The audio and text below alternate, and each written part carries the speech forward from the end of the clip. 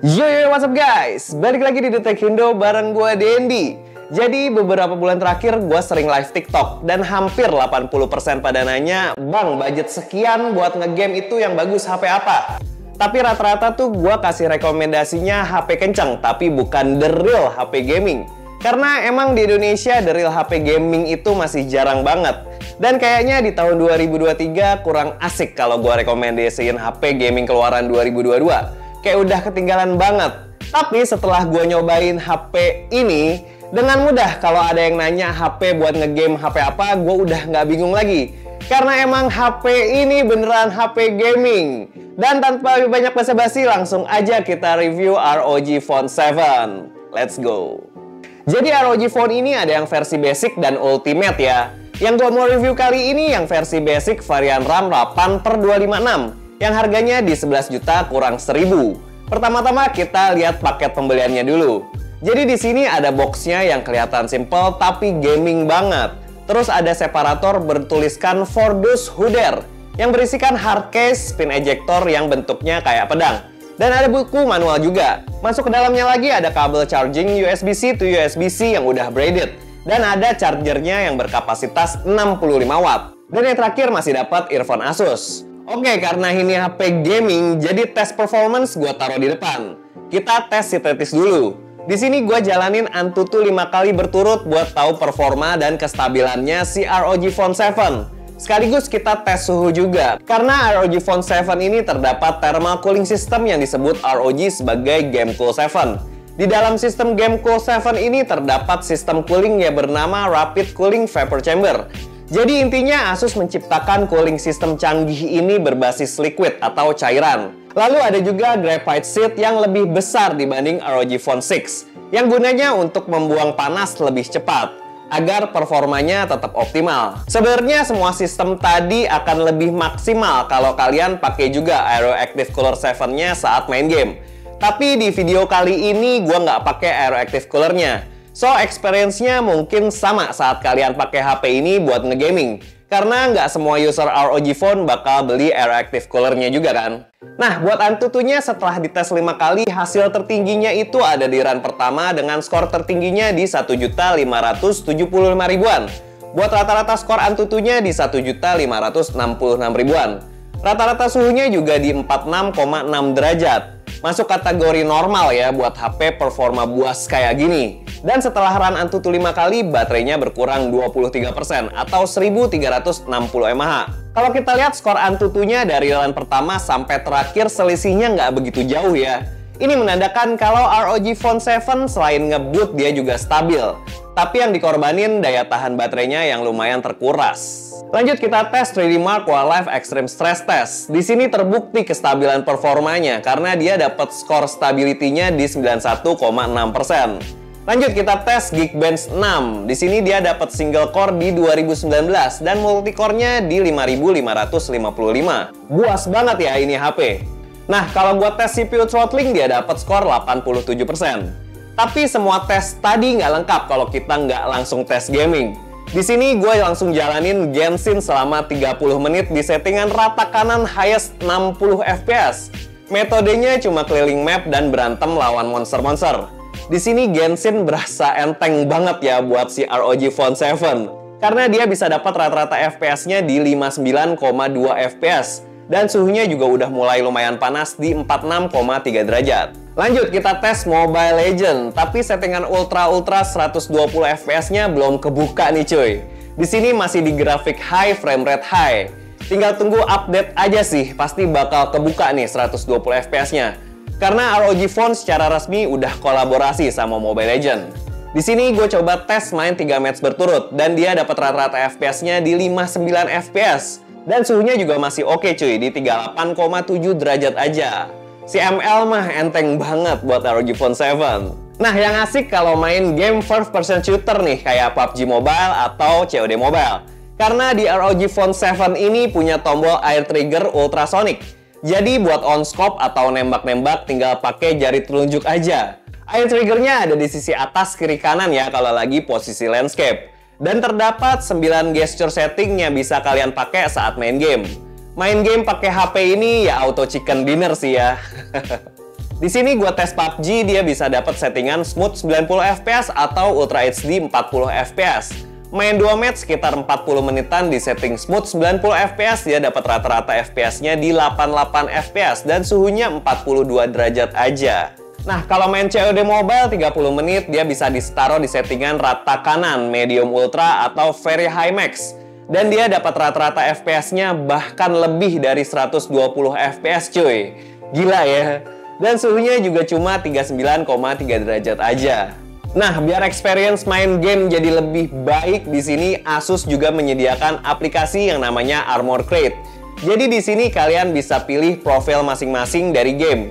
Jadi pas main game berat, kalian bisa pilih profile X Mode. Karena dia jadi profile yang paling bisa memaksimalkan performa HP-nya. Atau kalau kalian main game ringan, bisa pakai profile yang lebih rendah, biar baterainya lebih awet dan suhunya juga lebih adem. Di aplikasi ini kalian juga bisa memonitor suhu dan speed GPU dan CPU dan memori yang dipakai. Kalian juga bisa setting skema dan warna kesukaan kalian dari logo ROG dan Aura Glow-nya. Di sini juga bisa memonitor penggunaan Aero Active Cooler 7 yang sayangnya gue nggak bisa contohin karena nggak dikasih sama ROG nih. Terus kalian juga bisa setting air trigger juga di dalam aplikasi Armor Crate ini. Oke, selesai tes gaming, kayaknya asik buat ngomongin desain ROG Phone 7 yang cakep ini. ROG Phone 7 pakai two-tone color buat back covernya. Yang bagian bawah finishingnya matte, sementara bagian atasnya berfinishing glossy yang kelihatan kayak transparan. Tentu materialnya udah gunain kaca. Buat HP gaming yang tentu aja nggak afdol kalau nggak ada aksen RGB. Di bagian kiri back covernya ada aura RGB lighting dan ada logo mata ROG yang posisinya di tengah back covernya, yang juga udah RGB. Dan warnanya juga bisa kita setting di aplikasi Armor Crate tadi. Jadi bisa disesuaikan aja sama mood kalian. Frame-nya berfinishing matte dan materialnya dari metal. Di sisi depan ada layar yang bezel bagian atas bawahnya masih lumayan tebal. Tapi ini bagus karena untuk meminimalisir nggak sengaja kesentuh saat main game. Di bagian bezel atas bawahnya ini juga ada speaker yang berukuran 12 x 16 mm dan suaranya mewah banget cuy. Dan speakernya juga udah dituning sama spesialis audio yang namanya Direct. Apalagi kalau kalian nonton film atau main game, suaranya otomatis langsung nembak ke telinga kalian. Jadi ya auto betah sih main game atau nonton pakai ROG Phone 7. Nah, kalau buat layarnya, ROG Phone 7 udah pakai layar berukuran 6,78 inci, panelnya AMOLED 1 miliar warna yang refresh rate-nya sampai 165 Hz. Touch sampling-nya 720 Hz cuy, kenceng banget. Delta I-nya udah kurang dari 1 dan dia udah dukung HDR10+. Brightness peak-nya sampai 1500 nit. Dia juga udah pakai perlindungan Gorilla Glass Victus. Yap, kalau specs kayak gitu udah auto manjain mata lah ya. Layarnya buat nonton video udah tajam, kenceng, warnanya juga vivid. Udah cakep bener lah cuy. Buat main game, apalagi respon layarnya yang kenceng banget, bener-bener bikin main game itu auto menang lah. Tapi tergantung skill kalian juga ya. Sedap lihat layarnya ROG Phone 7, karena udah AMOLED, always on display-nya juga udah ada ya, dan selalu bisa nyala, nggak kayak brand sebelah yang cuma bisa 10 detik doang. Kalau buat baterainya dia udah 6000 mAh dengan dukungan fast charging 65 watt, yang buat ngecas dari 1 sampai 50% butuh waktu 25 menit, dan ke 100% butuh waktu 70 menit. Daya tahan baterainya sendiri juga cukup oke. Buat nonton YouTube dengan resolusi 1080p 60 fps selama 30 menit, baterainya berkurang 4%. Dan kalau buat scrolling TikTok 30 menit, baterainya berkurang 4% juga. Terus kalau buat main Genshin selama 30 menit di settingan highest 60 fps, baterainya berkurang 15%. Buat fitur pendukung kayak NFC jelas udah hadir di sini. Rating IP54 splash resistant juga udah ada. Las kita tes kameranya cuy. Ya sebenarnya HP yang kental banget sama aura gamingnya kayak ROG Phone ini nggak perlu-perlu amat punya kamera bagus. Tapi ya sebagai brand besar, Asus ROG nggak melupakan sektor ini. Sebagai bukti dia punya triple setup kamera dengan kamera utamanya itu udah pakai sensor flagship Sony IMX766 beresolusi 50 megapiksel. Ditemani ultra wide kamera 13 megapiksel yang punya point of view 120 derajat dan kamera makro 5 megapiksel. Buat kamera selfie-nya pakai resolusi 32 megapiksel. Untuk hasil fotonya surprisingly cukup oke ya. Detail foto tajam, warnanya juga vibrant tapi nggak oversaturated. Dynamic range-nya juga luas. Dia juga bisa nampilin shadow yang cukup bagus. Kalau objeknya manusia, skin tone-nya juga cakep, warnanya lebih ke arah natural ya. Cuma kalau foto portrait, blur-nya agak kurang rapi di banyak bagian. Nih, kalian lihat aja hasil fotonya dari kamera ROG Phone 7.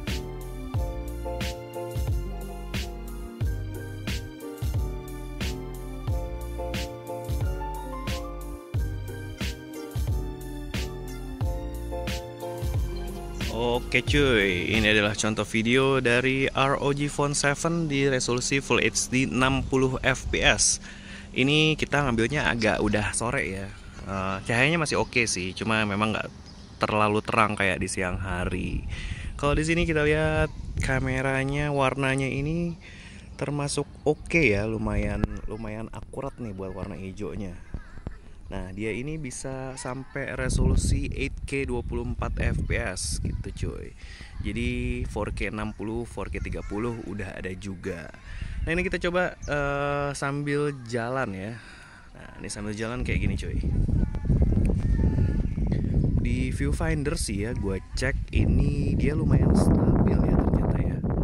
Mantap juga nih. Terus kalau kita lihat autofocusnya kayak gimana? Kayak gini. Oke, dia sedikit kasar tapi cepet ya. Dia perpindahannya, nah atau agak kasar tapi dia cepet, nggak lelet dan responsif ya. Oke, kita coba di 4K 60 aja langsung ya, nggak usah 4K 30. Kita cobain. Nah, ini video 4K 60 fps di ROG Phone 7. Nah, kayak gini nih, warnanya masih tetap natural ya, dia nggak oversaturated, bahkan warnanya bagus sih ini ya, mendekati banget sama warna asli yang di mata gue lihat. Oke, kayak gini. Kita coba sambil jalan ya, kita coba sambil jalan dulu. Ya, kalau kita lihat di sini stabilnya oke ya, di viewfinder sih stabilnya lumayan ya. Ini gue jalan kaki aja coy, di dekat rumah aja, ini dekat taman dekat rumah, terus ya kayak gitu. Terus kalau misalnya kita cobain autofocusnya kayak gini,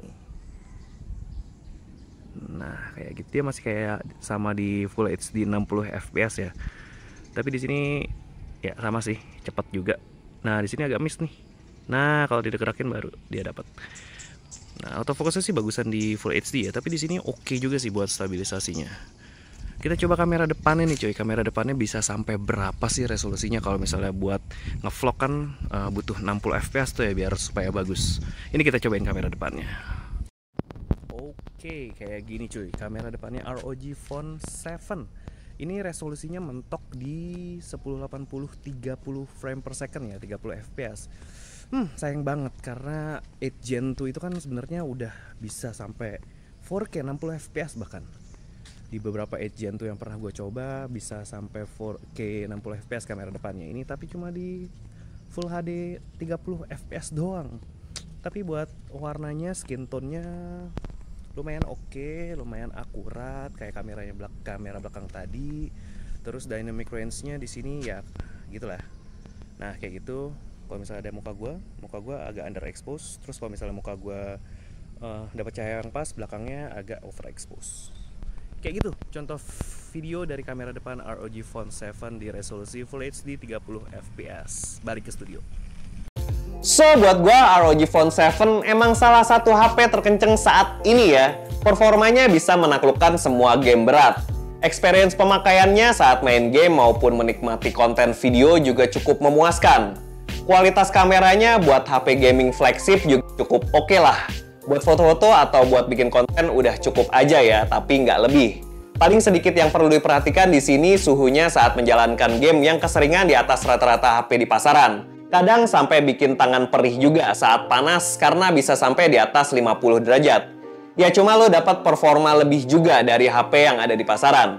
Dan segitu aja review The Tech Indo buat ROG Phone 7. Makasih banget buat kalian yang nonton video ini dari awal sampai akhir.